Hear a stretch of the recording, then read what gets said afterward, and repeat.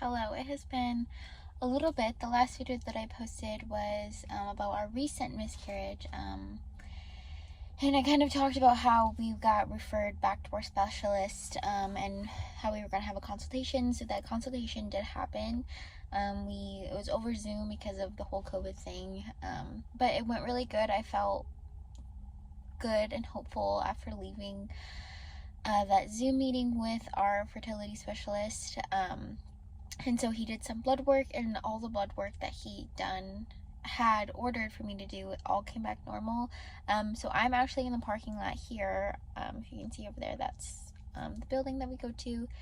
And so it was about an hour and 15 minutes away that I had to drive. So my mother-in-law is home with Oakley right now, watching her and hanging out with her. Poor girl has RSV, and she does not sound good.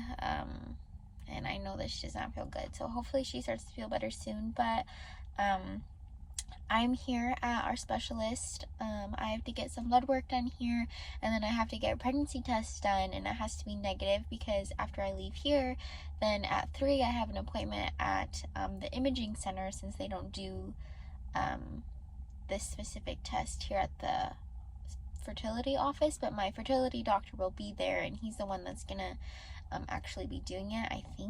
I would assume so. But I'm getting the HSG test done. I think that's what it's called. Basically they're gonna put a catheter in me under like an x-ray machine, and they're gonna put some dye. I think I've never had this done, so I don't know.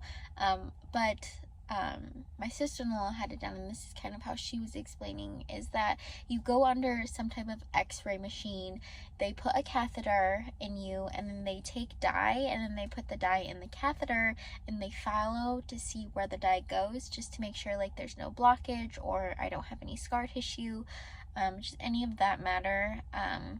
I would assume that I'm not gonna have any blockage, just because, I mean, my issue isn't necessarily getting pregnant, it's staying pregnant. My body has a really hard time holding a pregnancy past 6 weeks, and so I don't know if this is really it, but he just said it's good. It would just be good to rule out, and maybe there is scar tissue that's causing the miscarriages. I mean, I did have 2 D&Cs, and that can be kind of hard on your body. I mean, they're scraping your uterus, getting remains out. It's not a gentle procedure.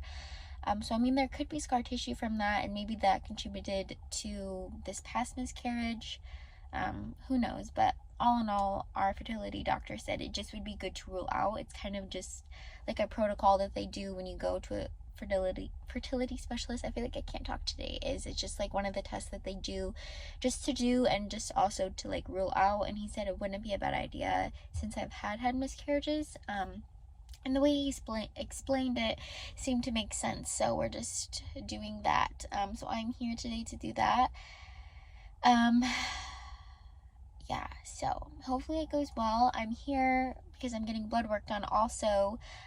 There's like a whole panel. There's like 11 different tests that he wants to do, and one of the big ones is the factor V Leiden. So hopefully we can get that done. Hopefully all the blood work comes back positive, but then again, it's like, I just want there to be an answer as to why this is all happening. I don't want it to just be happening because it's happening. But then a part of me is like, I hope nothing's wrong, but then it's like, I don't want to just be going through this stuff and having it happen just because things happen. But things do happen, so hopefully we are on the road to answers. I do feel hopeful. I feel like hopefully we can get some clarity, some answers as to why this keeps happening. So yeah, I will probably update you guys after I get done with the HSG, because I probably won't like try to film while I'm in there getting blood work, or try to like video anything of me getting the HSG done. I don't know, I just feel like that would kind of be weird and awkward, and I don't want to be weird and awkward.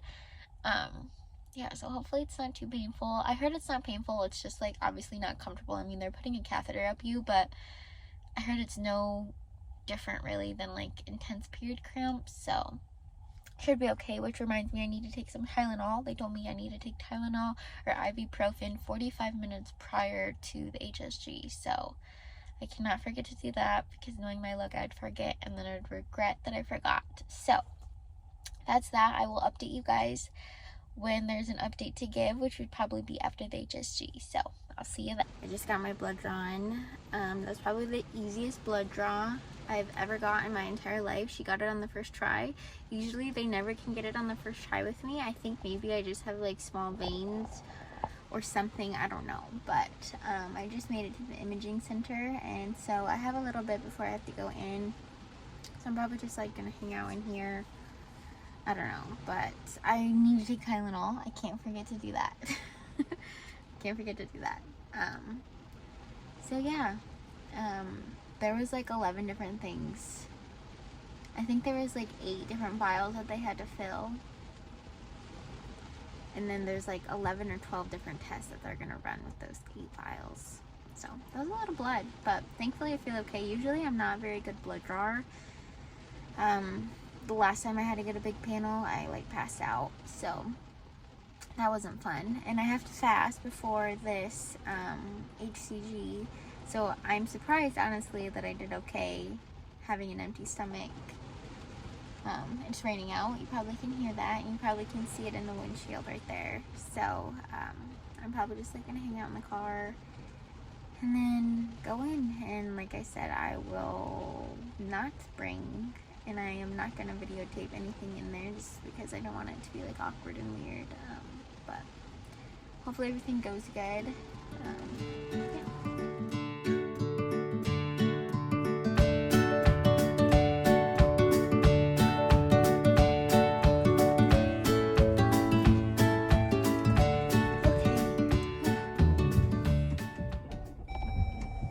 That was not bad at all.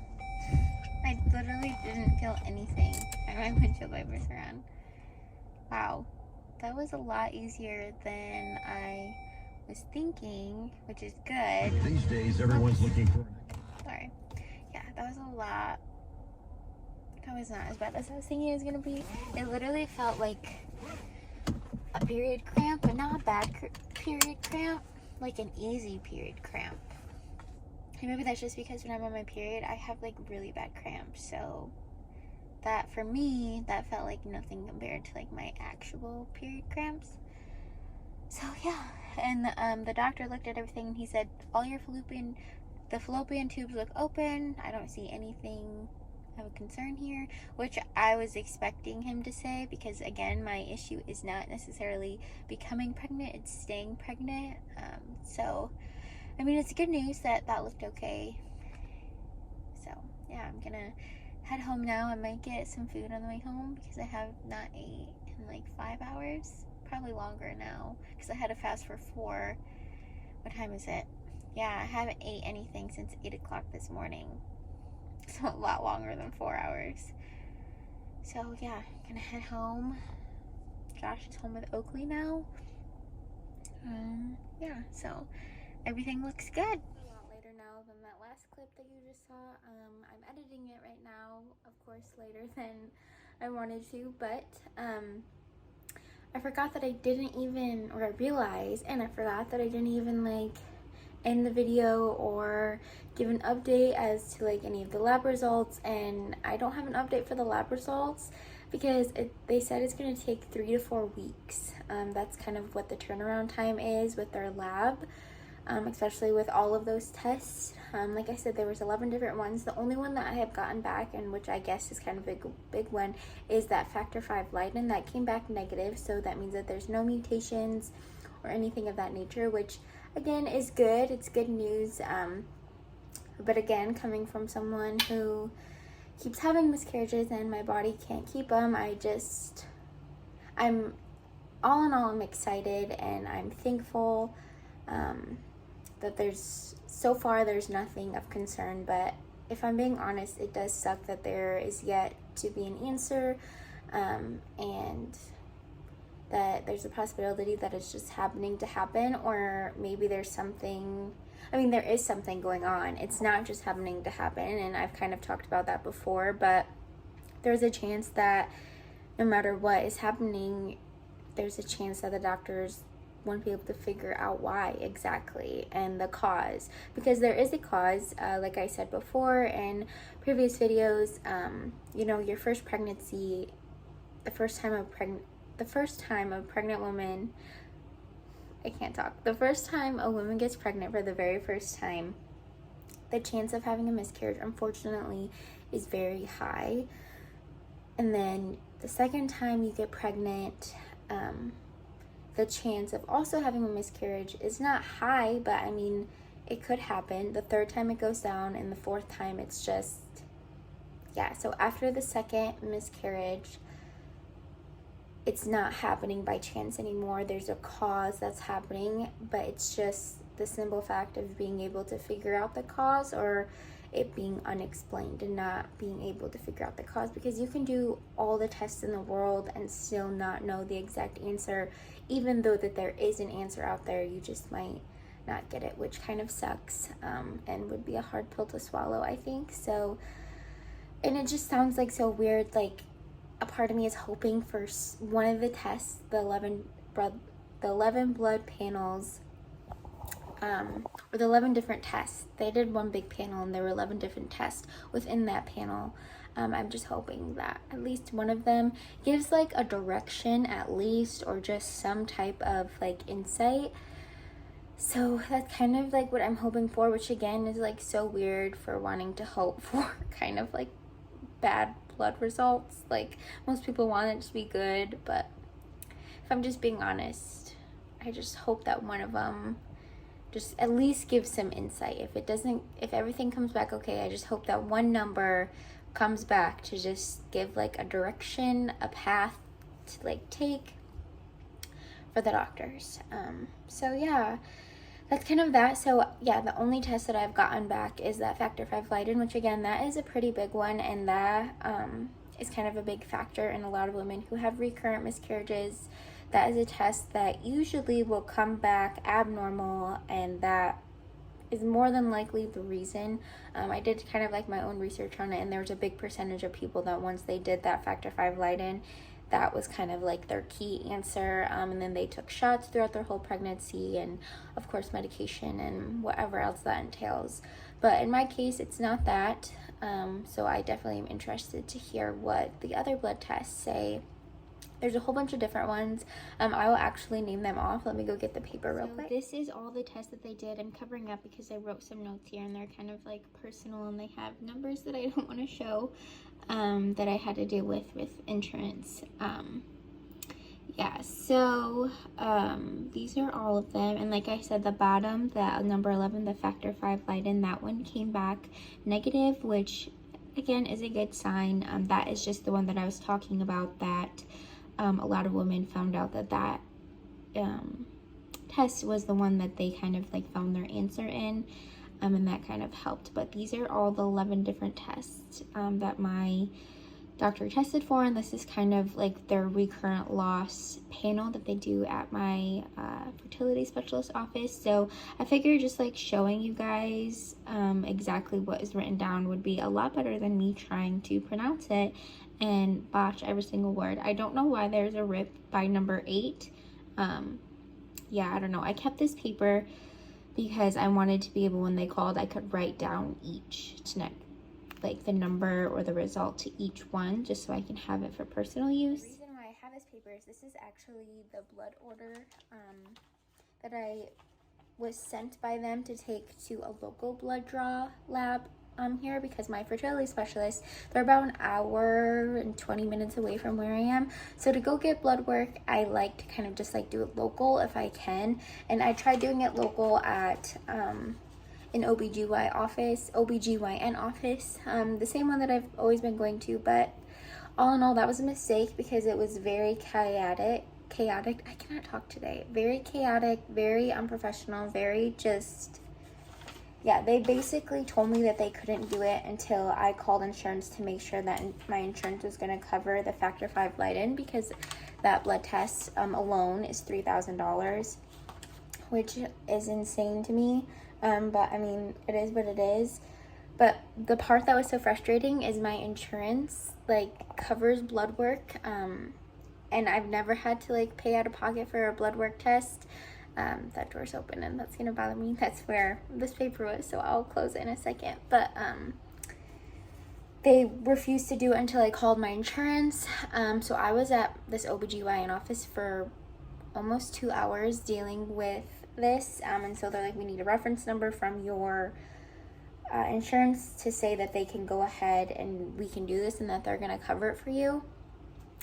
And then, I tried to explain to them, like, I've been with you guys since like 2017. I have done like your guys' recurrent miscarriage panel, like everything like that I was covered. So, and I'm under the same insurance. Like, my fertility specialist like sent this, like, this is what they want me to do. I've never had a problem with you guys before, and it was just like a chaotic. So all in all, I was going back and forth with my insurance because my insurance was like, we don't have any code to give you. We can't legally give you a medical code.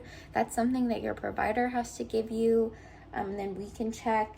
And I was like, they keep saying they need a reference number, and the insurance was like, we don't have any number or any code to give you. And so finally I was just like fed up with it, and I walked in and I let the phlebotomist that refused to draw and the receptionist that refused to take me in, I had them talk to insurance, and the insurance lady was like, it doesn't even need pre-approved, so there's no pre-authorization needed to go ahead and run this. Do the blood work, send it to us, and if by chance it doesn't cover, then we would send her a bill, which that's what I figured this whole time. But it just was bad, and it ended up being that the OBGYN office that I was at, they redid their whole entire they go through a website now called LabCorp, and they didn't before, and so they didn't have any codes of tests needed.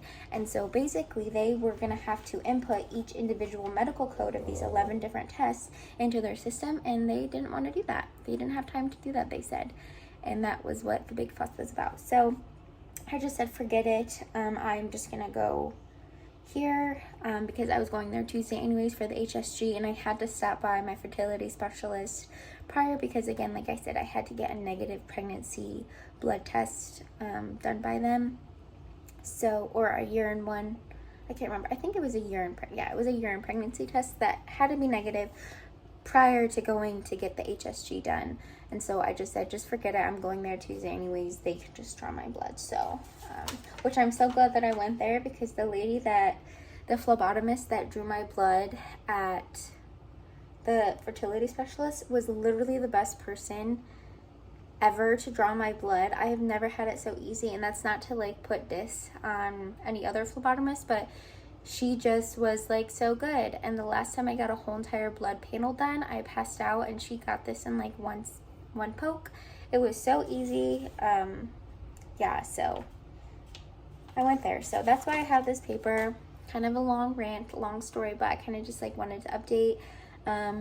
Yeah, so the video is going to kind of end here, and then when I get the rest of the results, I'll probably just like make another video and go over everything, and hopefully by then we will kind of have like an answer to like the path that we're going on, or some type of direction within our next step, because right now we're just kind of like at a standstill as we wait for the blood test results to come back. Our doctor hasn't contacted us or anything, because again, the blood test will kind of determine what the next step is going to be. So that is that. Thank you so much for watching. Thank you so much for all the continued prayers and reaching out. I still have people like reach out to me that ask me how I'm doing, how are things going, and it really does mean a lot. It's a very simple thing, but something so simple like that really does help, and it really does mean a lot to know that other people are thinking of us, even when it's a time that you feel so alone. But if I'm being honest, like mentally and physically, I'm doing really good. Having Oakley helps tremendously. I think it would be a whole different story if we didn't have her. So she definitely keeps my mind off of it, and kind of like being on this path and getting answers and doing all these tests that we didn't do before is kind of a closure to all the hurt, and it kind of just opens up. And if I'm being honest, it sounds weird, but like I'm excited to like find out answers. I'm excited to have like this path to get some answers. and it doesn't like feel so like unknown or like I don't know what's going on type of thing. So I feel really, really good. I definitely have the closure. Yeah, I mean, if I'm human, so some days are hard, and I just think, actually today I just deleted my pregnancy app.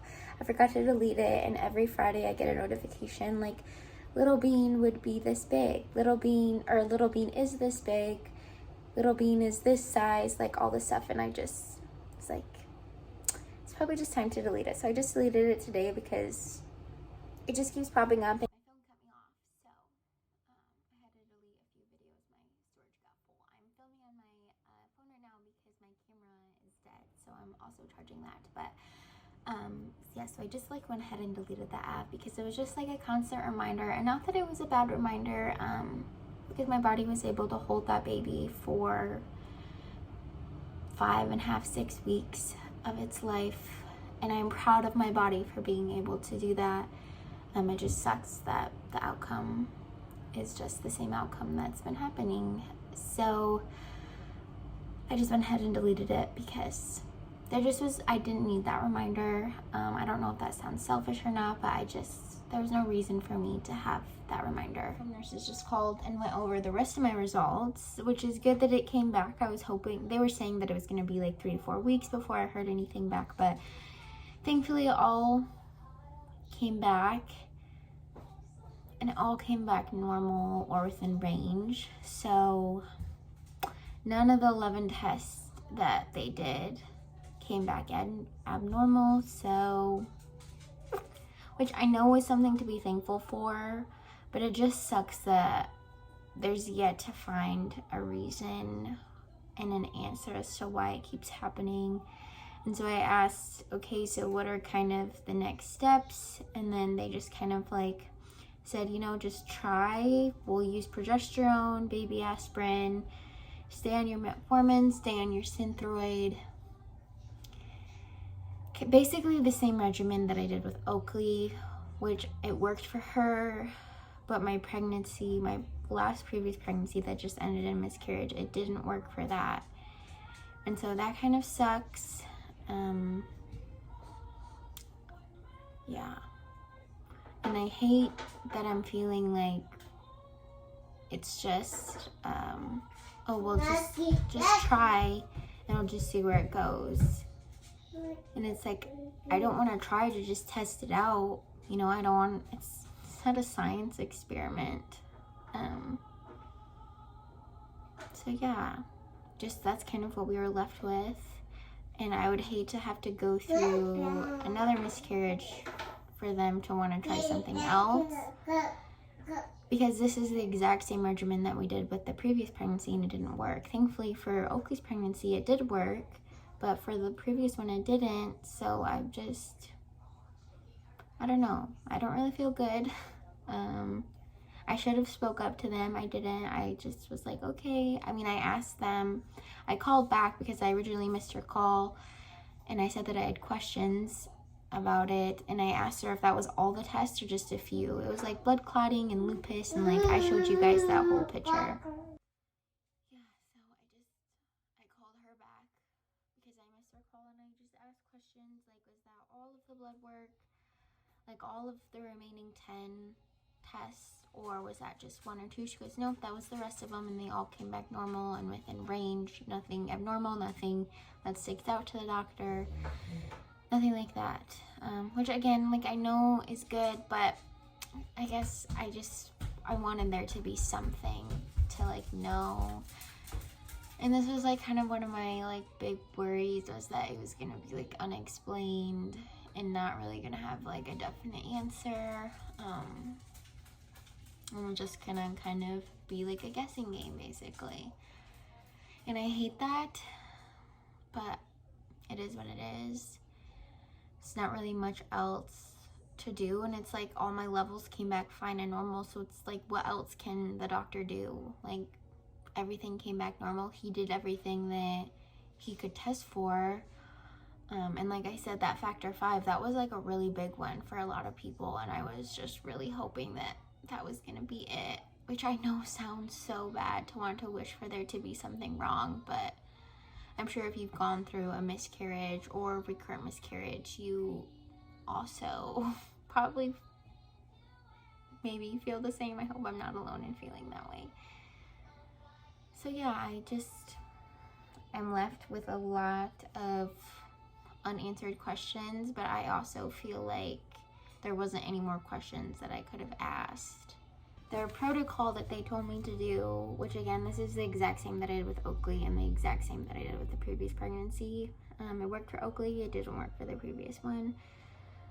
And this is honestly the exact same thing I did with the second one, our second pregnancy, our third pregnancy, Oakley, and this one, and it only worked with Oakley.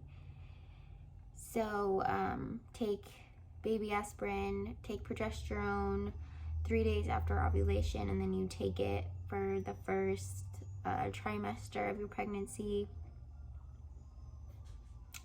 and that's about it.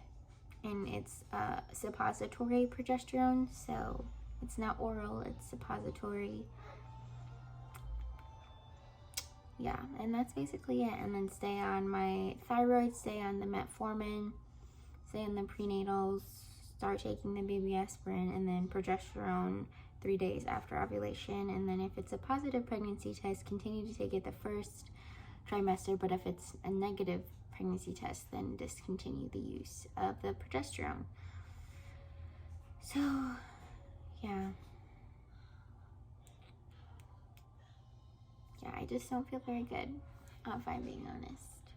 It just like sucks, like, but there's no answer, at least yet. There's no answer yet. Maybe there'll be an answer or a path. I know that we may never find out like the exact reason, but like it's not happening just to happen. Like there's a cause, and it sucks not being able to find out what the cause is.